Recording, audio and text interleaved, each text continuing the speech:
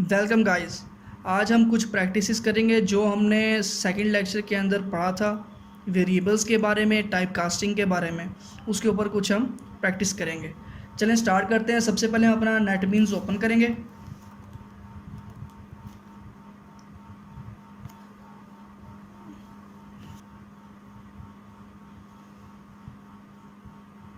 जी, ये हमारा NetBeans open हो चुका है।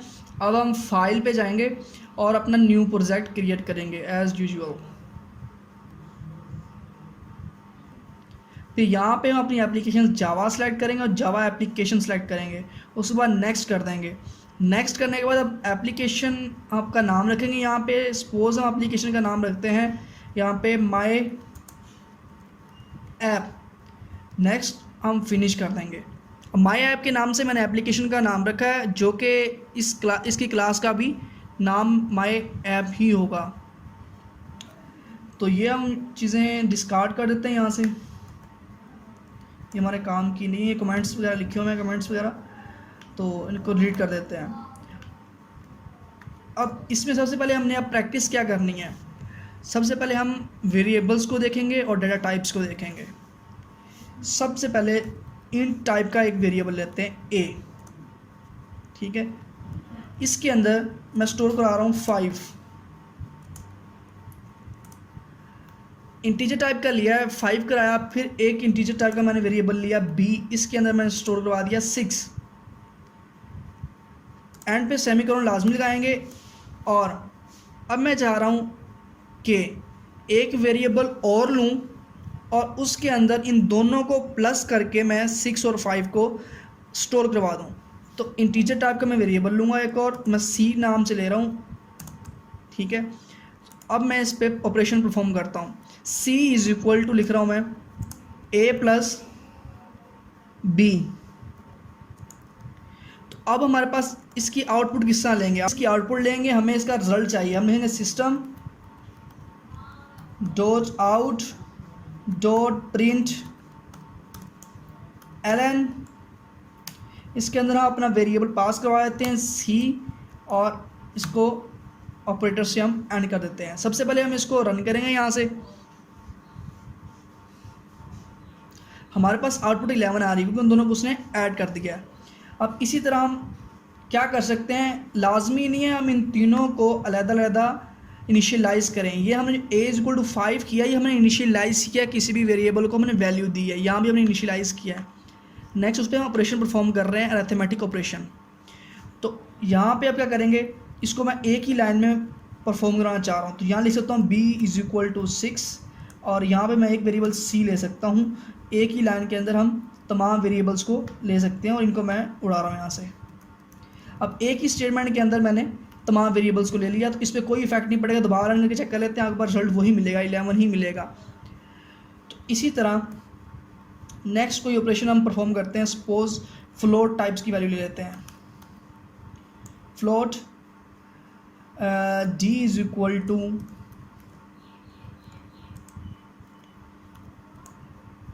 3.3f ले लिया।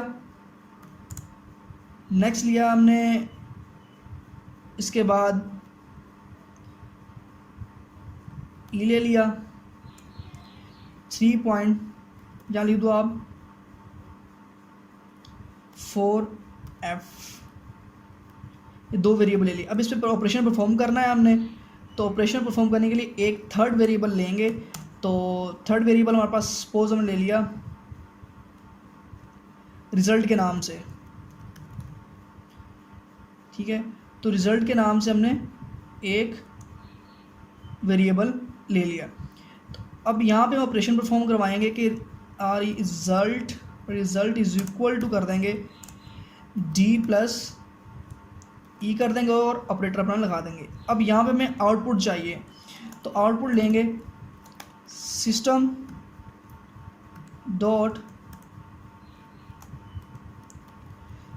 Dot out dot print Elon.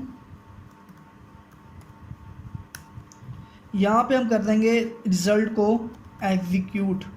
तो यहाँ पे हम सेमीकोलन लगाते हैं। अब दोबारा हम इसे प्रिंट करते हैं, देखते हैं हमारे पास रिजल्ट क्या आता है। अब हमारे पास जो रिज़ल्ट आ रहा है 7.0 आ रहा है, क्योंकि हमने फ्लोटिंग वैल्यू ली थी, 3f लिया था और 4f लिया था। क्योंकि f साथ हमने क्यों लगाया, क्योंकि ये फ्लोट को जाहिर कर रहा है।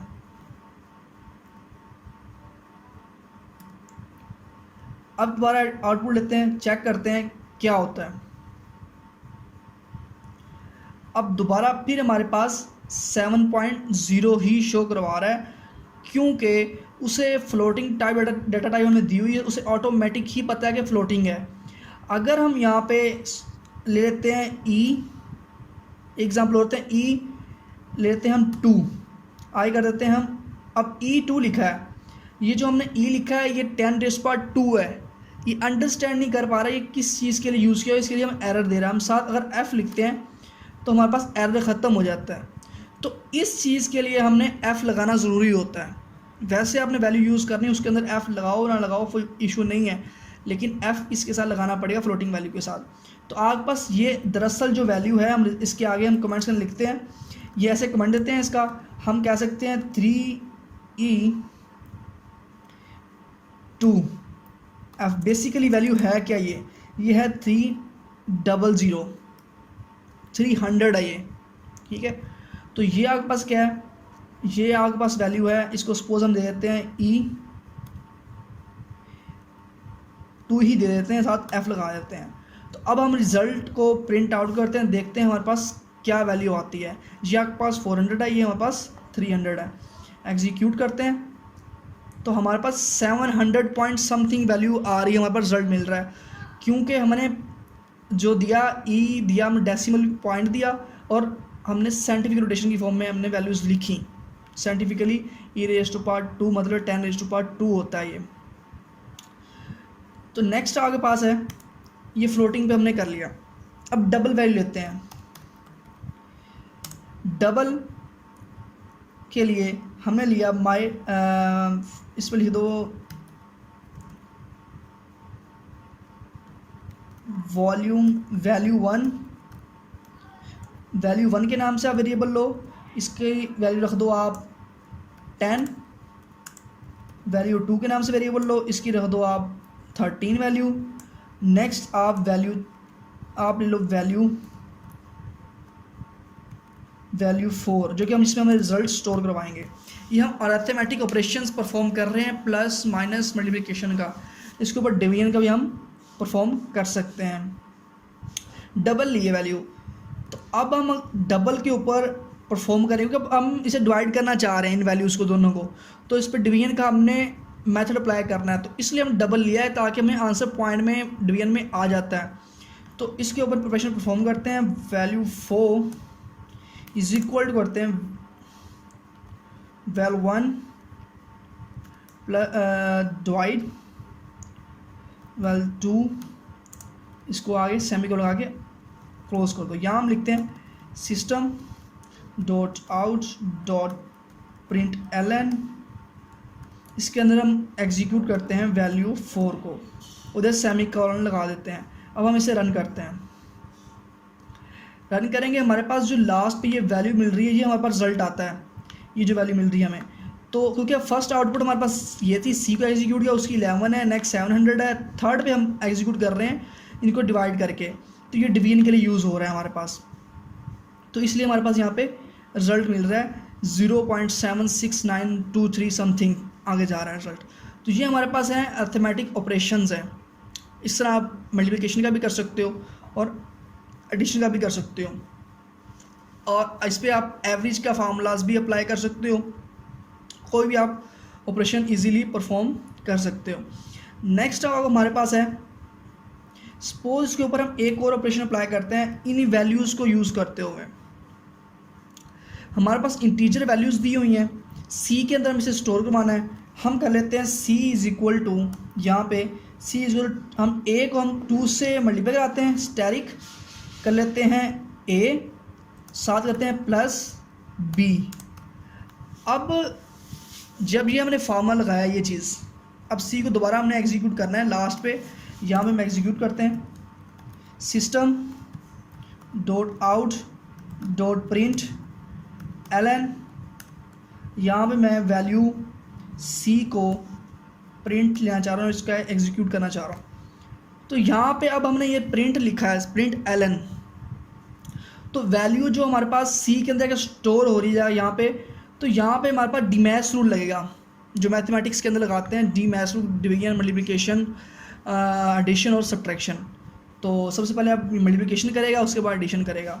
तो अब परफॉर्म करते हैं, हम इसे रन करते हैं, हमारे पास रिजल्ट क्या मिलता है।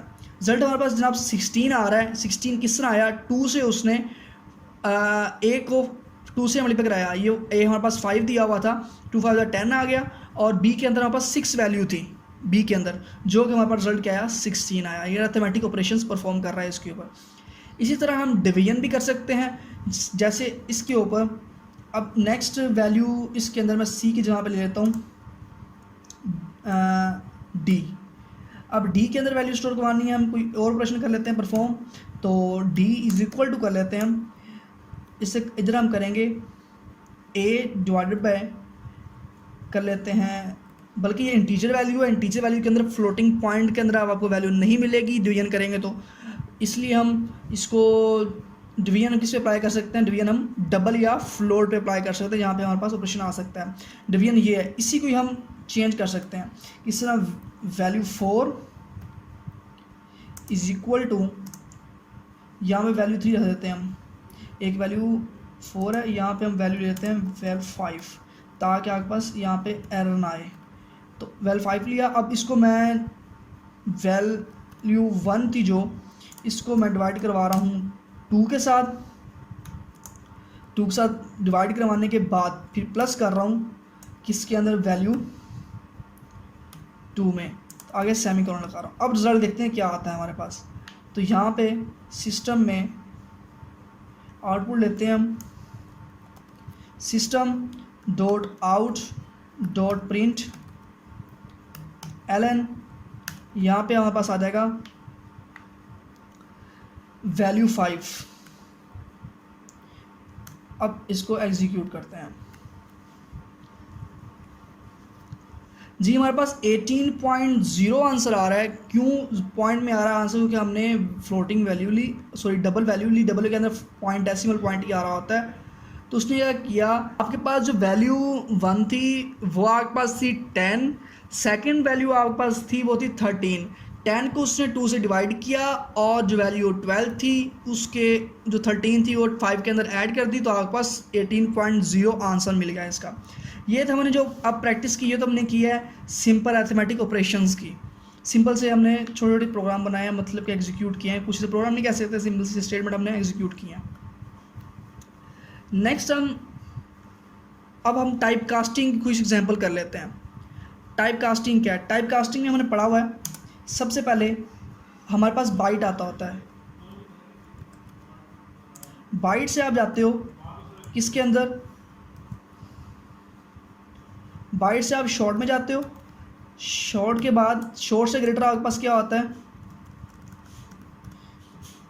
शॉर्ट स्मॉलर होता है, किस बाइट स्मॉलर होता है शॉर्ट से, शॉर्ट स्मॉलर होता है आपके पास किससे, इंट से, सॉरी बाइट स्मॉलर होता है शॉर्ट से, शॉर्ट स्मॉलर होता है आपके पास कैरेक्टर से, कैरेक्टर के बाद आपके पास यहाँ पे आपके पास आएगा इंट, उसके बाद आपके पास आ जाएगा यहाँ पे लॉन्ग, लॉन्ग के बाद आपके पास आएगा यहाँ पे लॉन्ग ले लिया, लॉन्ग के बाद आपके पास आएगा फ्लोट, फ्लोट के बाद डबल आएगा, फ्लोट आ गया, फ्लोट के बाद आ गया डबल। तो ये जो ऑपरेशन है हमारे पास, इनको हमने परफॉर्म करना है। ये हमारे पास जो लिखे हैं हमने वैल्यूज़ ये लिखी हैं, ये किसके लिए यूज़ होंगी, ये हमारे पास टाइप कास्टिंग के अंदर यूज़ होंगी, वाइंडिंग के अंदर, क्योंकि हम बाइट्स के थ्रू हम बाइट से डबल में जा सकते हैं, शॉर्ट से हम फ्लोट के अंदर जा सकते हैं इजीली। बट अगर हम डबल से फ्लोट में आना चाहें तो उसके लिए हम मैनुअल वर्क करते हैं। सपोज इंटीजर वैल्यू ली मैंने माई डाटा के नाम से, इसको मैंने 5 रख दिया, उसके बाद यहाँ पे हम रख लेते हैं फ्लोट FL,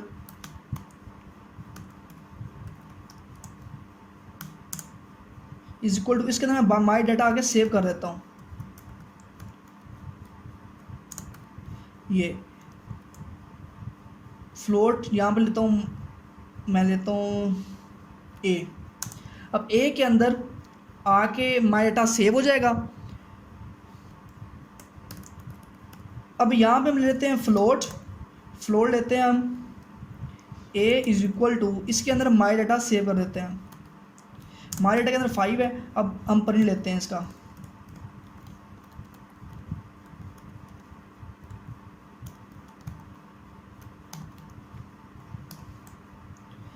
तो आपके पास आ जाएगा ए, मैं प्रिंट ले रहा हूँ। तो अब हम इसको एग्जीक्यूट करते हैं। रन करने के बाद पापा आंसर 5 आ रहा है, पॉइंट में आ रहा है, क्योंकि हमने इंट से फ्लोट के अंदर कन्वर्जन किया है। तो ये थी हमारे पास नैरोइंग कास्टिंग, वाइडनिंग कास्टिंग। ये थी हमारे पास वाइडनिंग कास्टिंग। आगे हम नैरोइंग कास्टिंग करेंगे, उसके अंदर देखेंगे किस तरह हम काम करते हैं। तो इसके अंदर हम देखते हैं, अब हमारे पास ये है, ये एग्जांपल हमारे पास जो हमने उसके अंदर स्टडी की थी। तो मैनुअल कास्टिंग के अंदर क्या करते होते हैं, हमने एक वैल्यू ली डबल, माई डबल के नाम से एक वैल्यू ली 9.78, फिर डबल से हमने जाना है माई इंटीजर वैल्यूज़ के अंदर। तो हम इसको इस तरह कन्वर्जन करेंगे कि इससे पैरेंथेसिस के अंदर इंट की वैल्यू लिखेंगे और साथ जो वैल्यू स्टोर करनी है वो यहाँ से इस तरह आ जाएगी। फिर इस वैल्यू को हम क्या कर देंगे, प्रिंट आउट कर देंगे जो हमने उसके अंदर कन्वर्ट किया है। तो यहाँ पे हम साथ आउट इसकी ले लेंगे value system dot out dot println, इसके अंदर हम ले लेंगे इसकी वैल्यू माई इंट।